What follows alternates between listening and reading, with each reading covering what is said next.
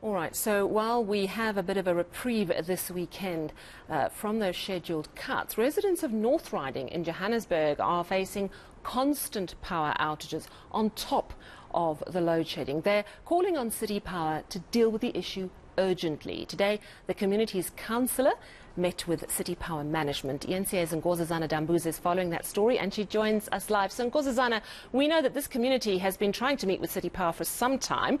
What has City Power said to the residents?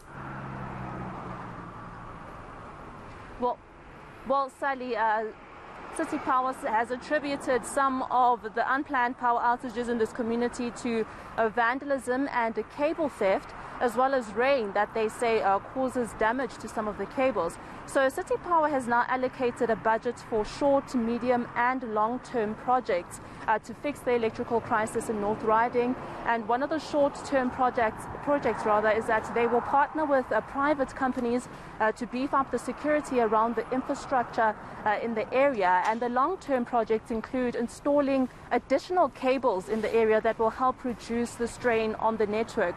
But I must say that City Power has also warned residents that the unplanned power outages will continue. In fact, they've given themselves a deadline of the 11th of December to fulfill the short-term project, and they say that until this time, residents must expect that the unplanned power outages will continue. However, they promise to respond or to repair the electrical faults that are reported within 48 hours. Let's take a listen to the acting CEO of City Power, Nancy Maluleke. We met to discuss technical solutions, and the technical solutions are in a form of short-term meaning immediate issues that we need to deal with from a network perspective. We are also having medium-term solutions, and we've got long-term solutions, and the challenges are multifaceted because we've got network-related weakness issues, we've got load shedding impact, and we also have cable theft issues. But on our solutions that we've put together, we are going to address those issues. We've got timelines and schedules that we'll be communicating with the councillor and ensure that these are resolved. And at the same time, I know there's also individual cases.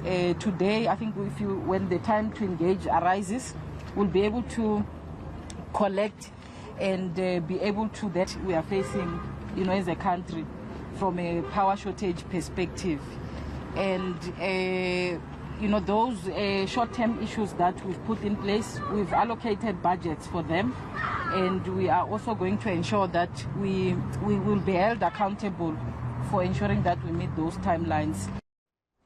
So it sounds like there's a plan in place for Northriding. Is the community satisfied with what they've heard today?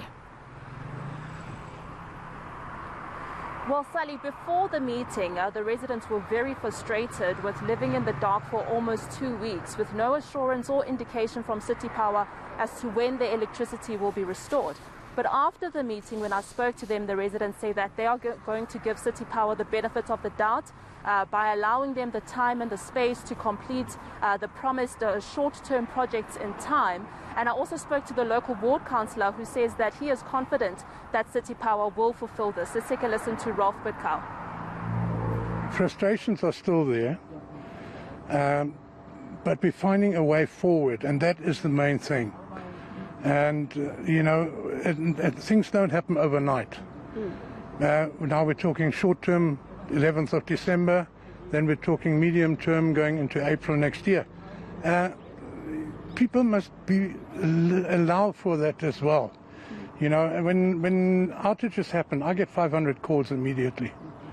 And I'm quite happy to be a call center for the people, but the frustration and the swearing and whatnot that we're being subjected to is really killing the messenger, and that doesn't help anybody.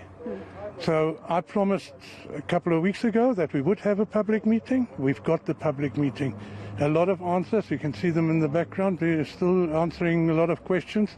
I think we're on about the fifth round of questions now. And, people have a lot of questions and they're getting answers. And I hope that going forward, there's a better understanding from the public as well. Well, fingers crossed for Northriding. Thank you so much for that report. eNCA's Nkosazana Dambuza.